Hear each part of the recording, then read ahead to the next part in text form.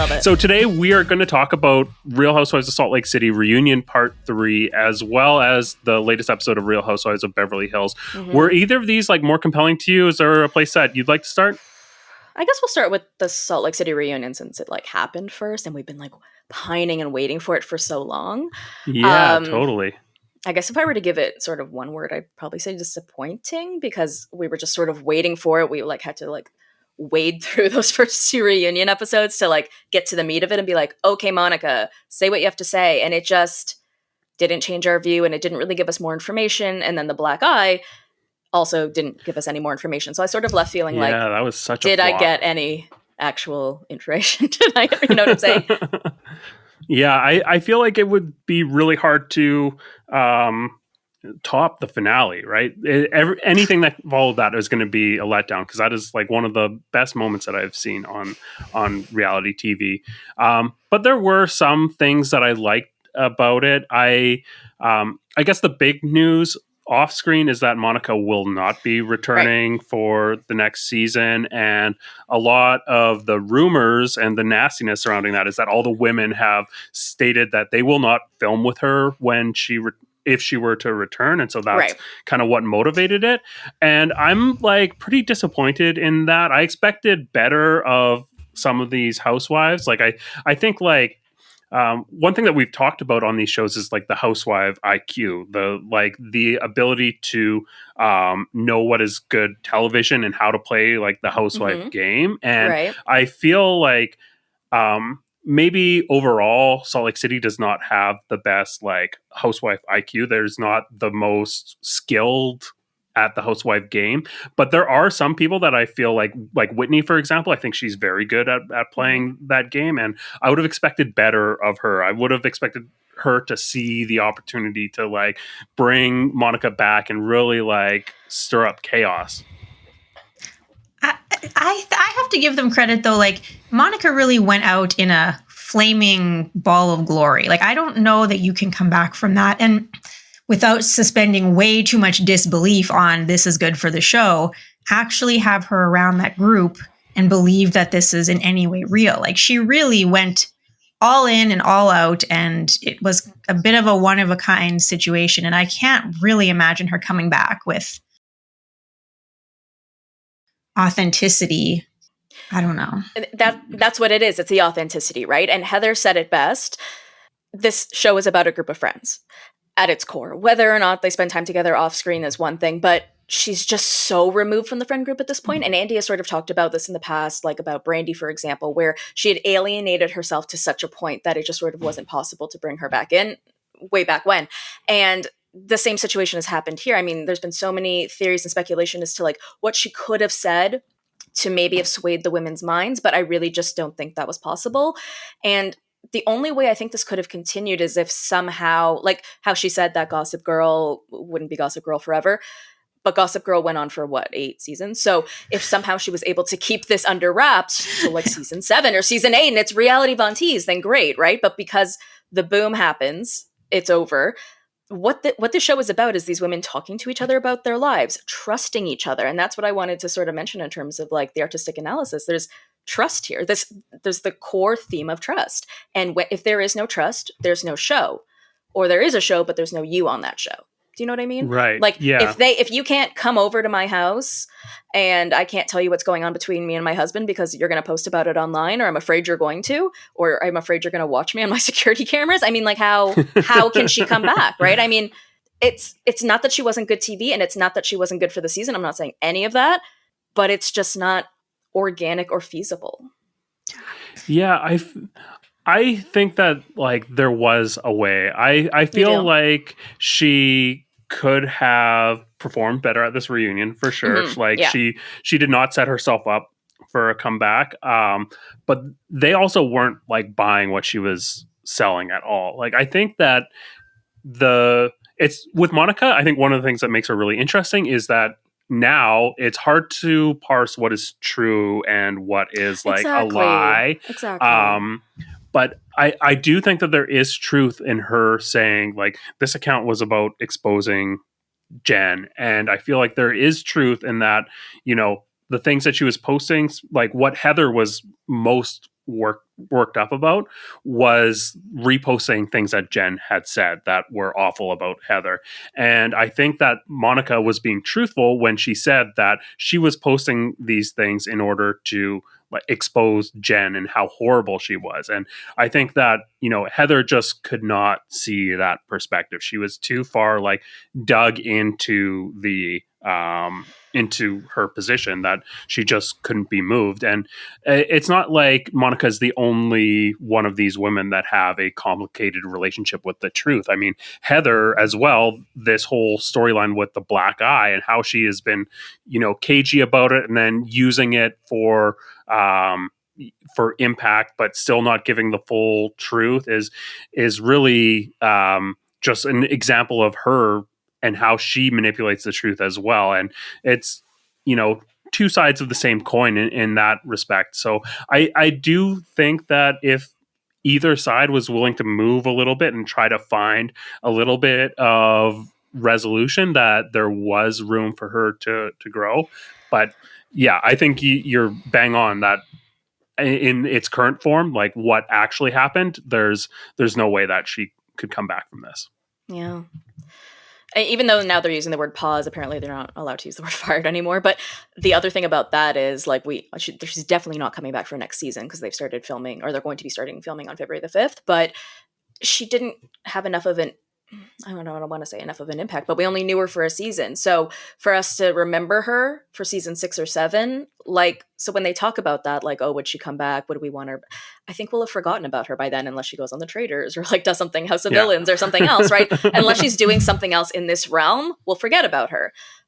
Unlike Jen Shaw, who refuses to allow us to forget about her because she's tweeting from prison. But unless Monica like finds a way to keep herself relevant for the next year in this space, I don't see how she has any future because she just didn't have that longevity. Or it's like when we bring back people from past seasons, it's because they have a history, right? Like I can't imagine her coming back and there's no history there. You were a one and done, unfortunately. Which is sad. And she's really fascinating. Like I thought what I liked about the reunion was just like seeing Monica so laid bare. Like I do believe that she does really want to be a part of this group. And you can kind of see that rawness in certain moments. Like even in the middle of this chaos of who said what, there was a moment where it was about Angie being in the mafia or whatever. And she turned to Meredith with this like hurt look on her face, like, Meredith. And she's like, what? And she's like, we had a conversation, like as if in the midst of all this, like there was something sacred about this off-camera conversation. And it was just sad. And like, she's just such a hurt person, right? Like we know this from however she's been raised and the way she dealt with that account. Because on the note of Heather being upset, I don't blame Heather for being upset about someone resharing over and over horrible insults. Sure, you could say it's to show how bad Jen was, but Monica lacks some self-awareness there on how that's affecting people. So it can go both ways, but she's kind of just acting but she really wants the connection with these women. And you could see how hard she actually really wants to be on the show genuinely. At least that's how I took it. And I find that pretty fascinating. And I'm interested in both of your perspectives. We've talked about Monica as a villain and how effective she's been. Does that true, like raw, like genuine desire to be like seen as a friend and in the group, does that make her a better villain, a worse villain, just a real person? Excuse me. Yeah, I mean, I think that we've talked about just how on reality TV we get characters with a level of complexity that we don't see in a lot of other forms of art. And I think Monica is like a fantastic example of that because, like, yeah, obviously we can identify her as being a villain this season. But I think, like, just looking at everything that we've seen from her, she's also a very, very sympathetic person. Like, we can see how her childhood trauma, it like manifests in so many different ways over the course of this season that I think, like, even without that big reveal at the end of Salt Lake City, it still would have been such a compelling and great first season for a housewife because there's so much like nuance to how she reflects her relationship with her mother towards all the other women on the cast, and how like people like Lisa Barlow, they take on one form of this maternal role that she is able to, like, that's why they've got this conflict. But in other cases, like with Heather, there was a more nurturing nature to it. And so I found that like dynamic was really made her a sympathetic character. And one of the like motivations that I think was at her core is like finding acceptance, because she's got all these issues relating to abandonment. And that's why I am so disappointed that she's not coming back for a second season, because I think like being cast off from this group and feeling like abandoned by them for something that she doesn't perceive as being this great sin. I think it would be really compelling to see her trying to win back this group and see her grow from it and learn from it. And I think that just would be an amazing arc to watch. I didn't think about that. You're not wrong. You're not wrong. I don't hate it. It's just, and I actually have a very similar relationship with my mom. I don't think she listens to podcasts, so I don't think I have to worry about it. But, I really resonated with that. And people online were saying, or even within the cast were saying a lot about her, well, then why bring her to this event? Or why invite her to your house for Christmas? Or why do you have her around your kids? It's so complicated. Like when you have this tumultuous relationship with a parent, it's not this simple matter of you're cut out of my life every day, always. It's a very back and forth. Like I didn't speak to my parents from Father's Day until maybe November. And then there was a good chunk of time where I was really speaking to them. So it's, it's not that Right. simple matter. And yeah, they've done things to me in the past that are horrible. And if I were to tell a friend that, they'd be like, how do you ever speak to them again? Right. But it's just not that simple. And so I feel like, again, what makes this such art is another way it makes this such art is that there's ways that the audience can connect to these characters personally based on what they're going through as well. So she was definitely giving that as well. But I just want to mention something that sort of ties in here where, Sandy, you mentioned like she's a very hurt person. She's like this broken person based on like what she's been through growing up. I think all of these women have, based on this like culture they grew up in, this Mormonism. Because when you Totally. because we didn't get a lot from Heather, and she's still a liar as well. But if you read her words and you look at the interviews that she's done or watch What Happens Live, the fear of Jen, I had to, I was terrified of her will. If you look at all of that, or you even look at the way Monica acts or all these women act, it's a very, I hate to use the word, like cult, like, like they were brought up in this way of, we need to follow a leader. Oh, we don't have a leader anymore. We're not part of this culture anymore. Now we have to find another one. And that became Jen, right? And so it's just how they were brought up. It's probably internalized that they don't even realize it, because I haven't even really heard this come up. But I really think that this whole Heather Jen dynamic, where she's felt terrified of her and at her beck and call and at her will and all of this, I think that just came from like being used to being a follower, in their culture.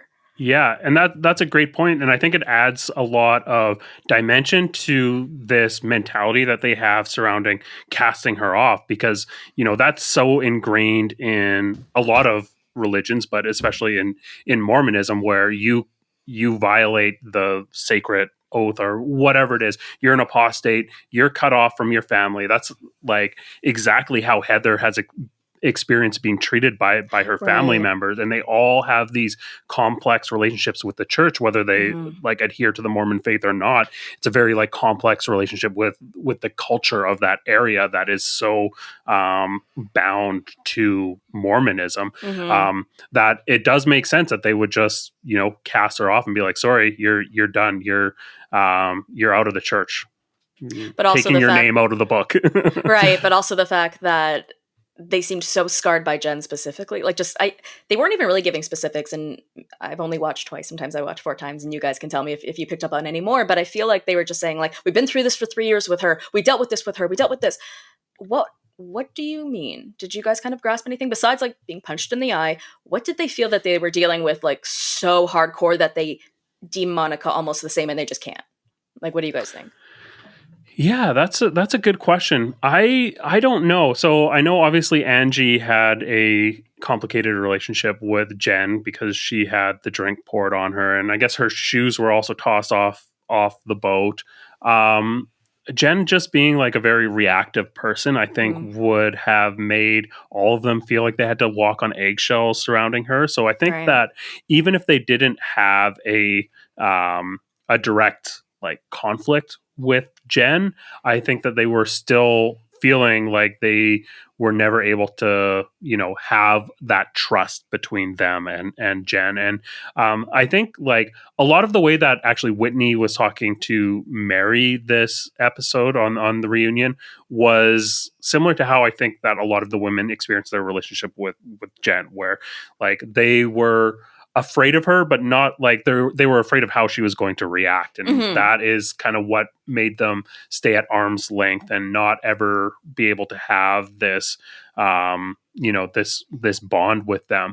But the thing about Jen that is different from Mary is that Jen had a lot more gravity. Like she was like the star at the center of this show, and you weren't able to fully remove yourself from that relationship. You were still like bound by her gravity in a way that Mary, because she's like introverted and a bit of like an isolated character that was only filming in her house, and it was very easy to just keep her at arm's length and not worry about her when she wasn't on camera.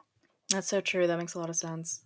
Did either of you guys have any other highlights about the Salt Lake City reunion that we didn't get to? I guess just Monica's ignorance, just sort of I want to go with the lying.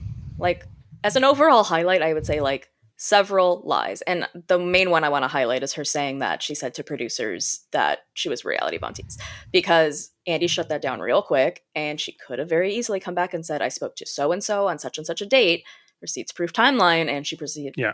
And she just said, okay, and so there was just so many other, and the security footage, it was all just really creepy, and just, it, like you said, it's sort of hard to parse out, like, what's the truth and what's not. So to me, it's just sort of like the lying was just very bizarre at this point, because it has been so many months since you have filmed. You've had all this time to get your story together, Yeah, even when you were putting together that burn book, you didn't like think about what your timelines were going to be. Like you're actually going through all the evidence that's against you while you're doing that. That burn book was cringy. Like what? Yeah.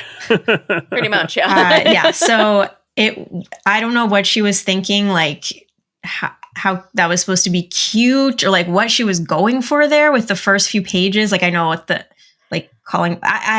I was very disturbed by that, honestly, but it just speaks to sort of her childish, sort of stunted nature and the other stuff we've talked about in all of this, and wanting that like validation, but not quite knowing how to go about it. Yeah, totally. And you're right. It just like is an embodiment, like a physical like token of her juvenile state that she's stuck in.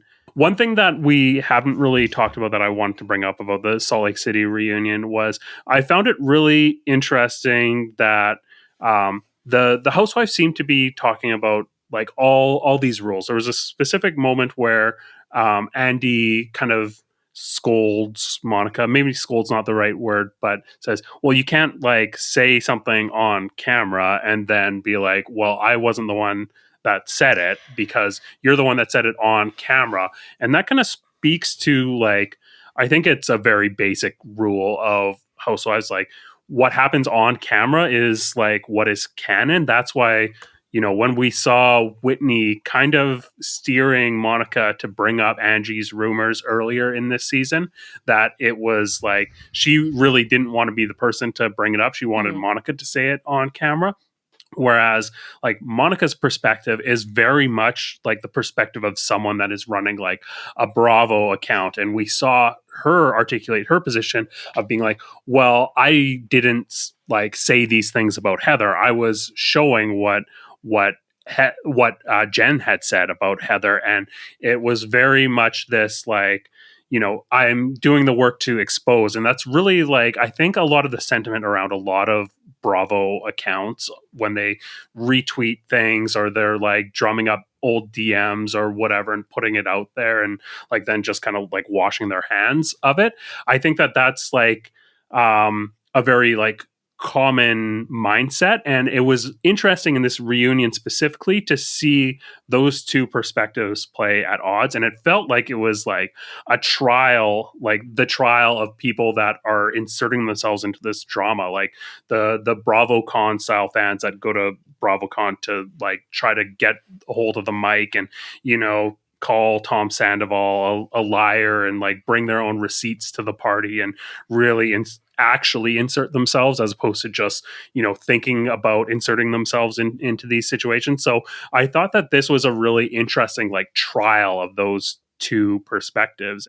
It is, and it also, I don't know about you guys, but created in what I've seen in the Bravo community of us asking each other, like, are we trolls? Like, because you start asking yourself, wait a minute, like, what makes a troll or what makes this? Because people online are talking about, like, is it what she did really that big a deal? And then people are having those conversations. Well, if I had a friend in my friend group who wasn't talking shit about me, but was talking shit about my other friend who deserved it, how would I feel about that? Especially if I didn't know that they were doing it or something to that regard. It just makes people feel uncomfortable to have someone in their circle like who's doing things like that. But it's created that conversation of like, like what's a troll and what's like where that line is, I guess.